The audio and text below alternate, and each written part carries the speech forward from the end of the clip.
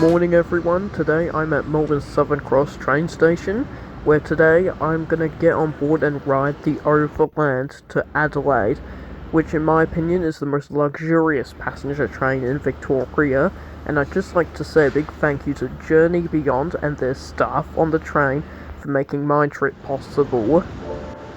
The Overland's a luxury passenger train running between the state capitals of Melbourne and Adelaide in Australia. Operating since 1887, the service is now run by a privately owned rail operator, Journey Beyond, the same operator for the GAN, the Indian Pacific and the Great Southern luxury trains. The train passes through the Yugangs, the Grampians, the Wimmera region before crossing the border and then entering the southern towns of South Australia, and winds through the Adelaide Hills and then arriving into Adelaide CBD at roughly 6 p.m. Today's train is quite unusual. Rail replacement coaches have led the train to now start at North Shore Geelong instead of Southern Cross Station. The rail replacement buses were a result of a train derailment on Saturday at Newport. An SCT freight train came off the tracks outside a Newport station. Our V-Line coach service to North Geelong train station departs Southern Cross on time at 8:05 a.m, and about an hour later at 9 a.m, we arrive at North Shore Geelong station, and there's our train, the Overland. Usually the Overland operates as a consist of 6 carriages and 1 locomotive at the head end, but today's service was led by 2 locomotives, those being NR classes, NR65 and NR122, and 10 carriages. The Overland carriages were built from 1949 to 1971, and have been refurbished several times. When brand new, they were painted in a livery of grey and maroon red, but then they were refurbished in 1999, receiving an all-silver livery and new interior. They were then refurbished again in 2007 with an all-blue livery. Until 2017, the carriages had coloured stripes along the sides, indicating the classes of travel. However, they were refurbished again in 2017 and the coloured stripes were removed. This might have been a result of declining ridership back then. Broad gauge V-Line trains to and from Melbourne also serve North Shore Geelong. The Overland also used to be broad gauge. That was until 1995 when it was converted to standard gauge. Before departure, I received a little magazine about the different trains operated by Journey Beyond. After a 20-minute delay at North Shore Geelong, our train departs ready for a 10-hour journey to Adelaide of about 828 kilometres. My ticket today for the Overland Red Premium class cost about $140. Supposedly, I got a discount seeing as I'm under 18.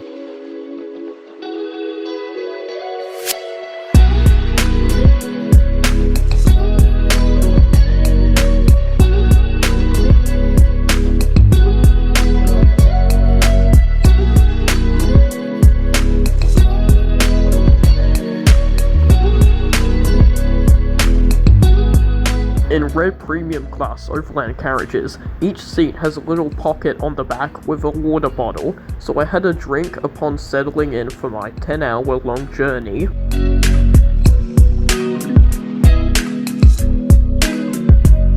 Originally known as the Intercolonial Express until 1926, the Overland's got 2 classes of travel, Red Premium and Red Standard. Breakfast is now served on the train.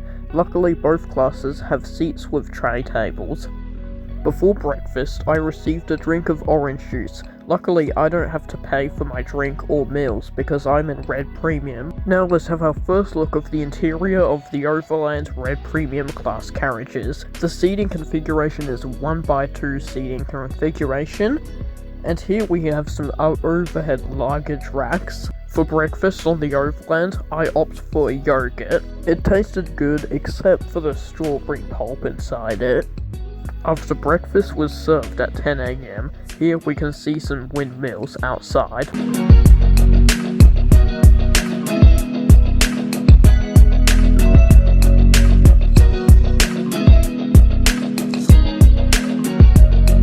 About half an hour later, at 10:40 a.m, we passed this guy on the main line.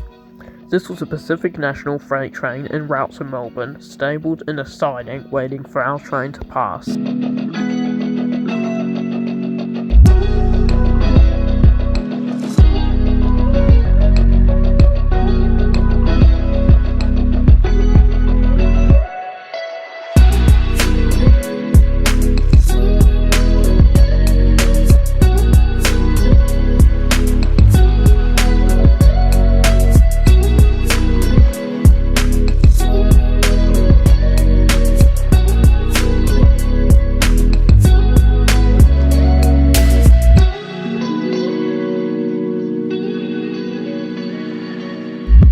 If you don't know how to use the tray tables on the Overland, well, here's how it works.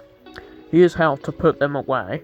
You basically do the same thing with putting them on, but in reverse.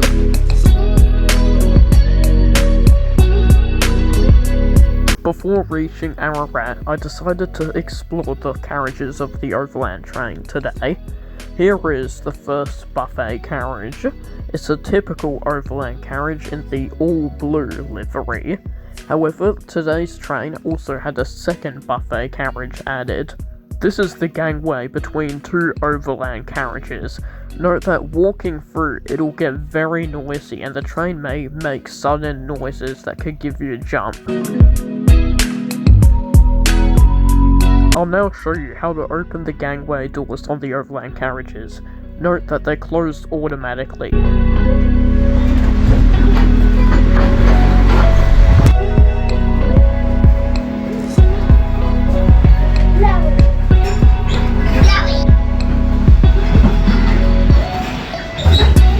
The seats in red standard class have a different upholstery and are in a 2x2 configuration. At 11:52 AM, I got a chocolate milk from the buffet cart on the Overland, and I'll just say it was very delicious. About 5 minutes later, we arrive into Ararat railway station, and there's the broad gauge V line Melbourne to Ararat line via Ballarat. We arrive at Ararat station, 22 minutes behind schedule unfortunately. Let's learn about some general history about the Overland train. It originally began operating in January of 1887. The train originally used 2 steam locomotives on the head end and wooden-bodied Victorian Railways sleeping cars. New diesel locomotives replaced aging steam locomotives on the Overland in the 1950s. Since 2013, the Overland's been running 2 return services a week at a top speed of 115 km an hour. This was my experience riding the Overland in red premium class seating. Very comfortable and wide seats. It appears that the red premium class carriages have a total of 36 seats. The red standard class carriages have a total of 48 seats.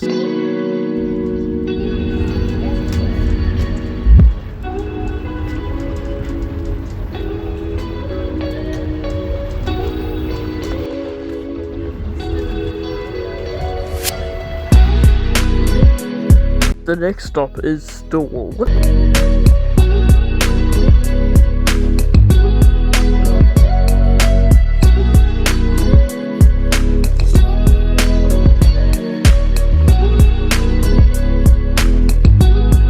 To recline the seats back or forward, hold down this lever and push your back against the seat to go back, and lean forward to recline forward.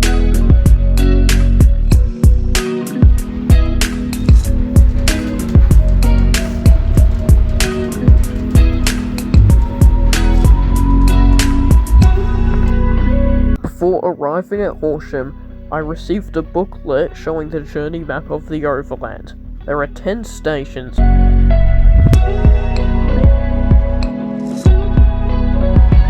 Then I saw a Pacific National grain train just east of Horsham.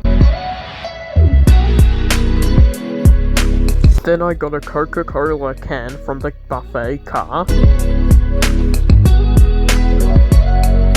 Then I saw an SCT intermodal train that might have been delayed from the derailment at Newport.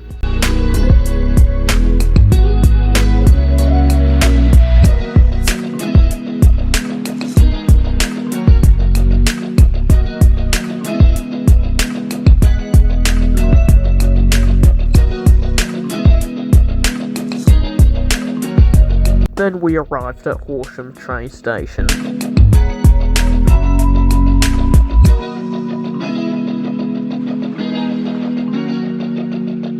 Horsham is the capital city of Victoria's Wimmera region and has a population of 17,000 people.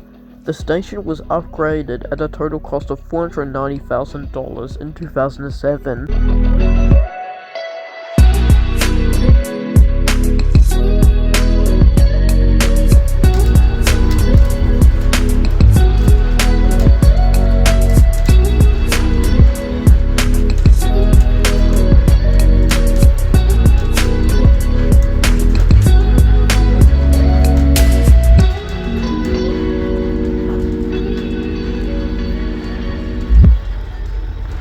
We now arrive at Dimbulla Station, the next stop after Horsham, where we see some grain silos and some abandoned sidings and tracks, with some covered hopper carriages. Freight rail operator Pacific National also has a driver changeover point here at Dimbulla.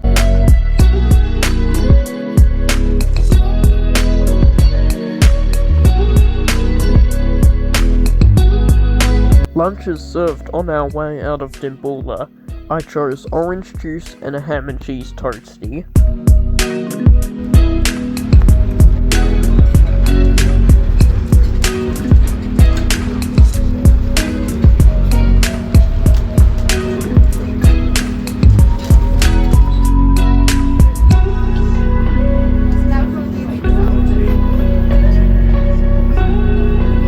We approach our next stop, Nil.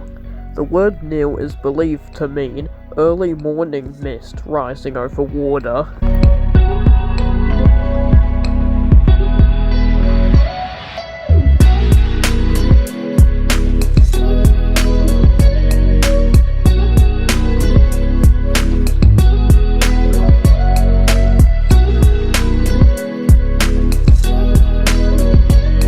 After lunch, I received a small cake as my dessert.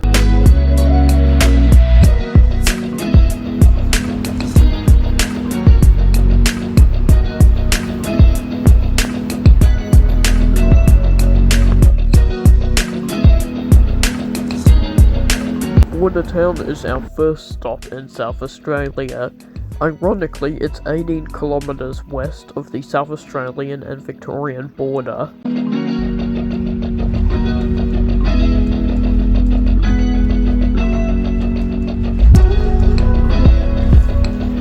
Almost all of the freight trains we passed on our way to Adelaide were either stabled in a siding or stopped altogether. This might be because our train was running 20 minutes late and now 45 minutes late. This was thanks to the rail replacement coaches between Geelong and Melbourne.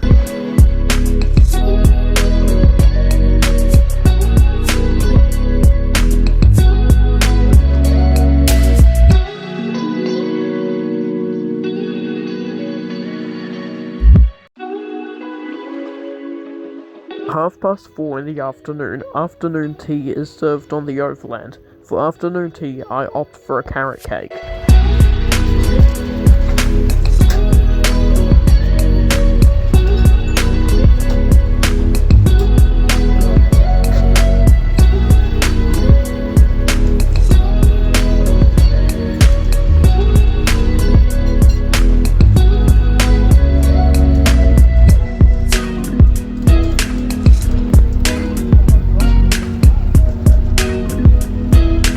The train now crosses over Australia's longest river, the Murray River, which spans 2,508 kilometres in length. The rail bridge going over the Murray River we're crossing right now celebrated its 100th birthday last month. This is the town of Murray Bridge.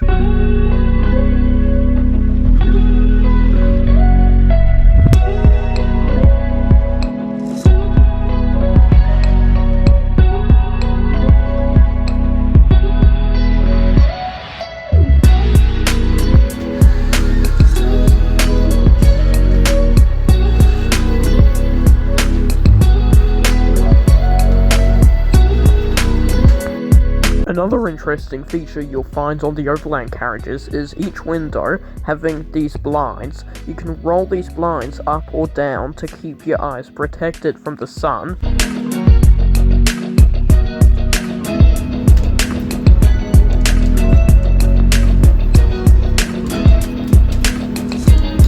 At 5:51 PM, the Overland train enters the Adelaide Hills.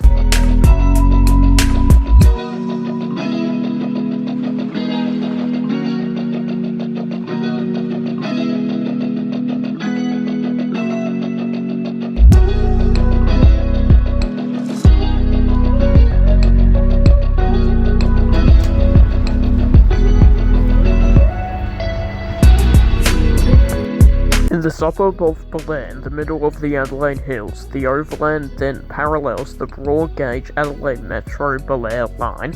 This line sees daily services every 10, 20 or 30 minutes depending on the time of day.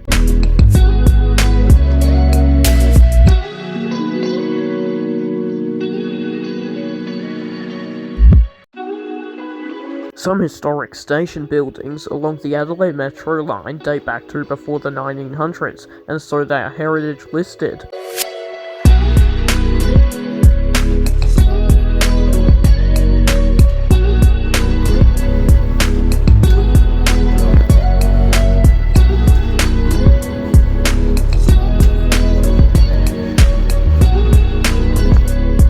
We arrive at the Adelaide Parklands terminal just outside the Adelaide CBD at 6:45 PM. Upon arrival, we can see much of Journey Beyond Rail's former carriage fleet. Most of these withdrawn and stored carriages used to operate on the Overland. They are no longer needed, likely because of the Overland's reduced service these days. Journey Beyond Rail will most likely remove these carriages in the future, and if so, they will likely be either cut up for scrap or sold to private owners. So, we've arrived at Adelaide Parklands Terminal.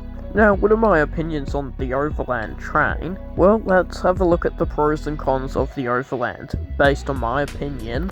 Pros. Well, the entire ride was very enjoyable.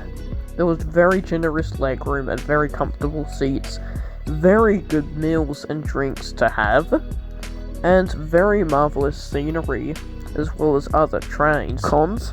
Well, there's not much I really didn't like about the Overland train. Probably just the questionable track quality.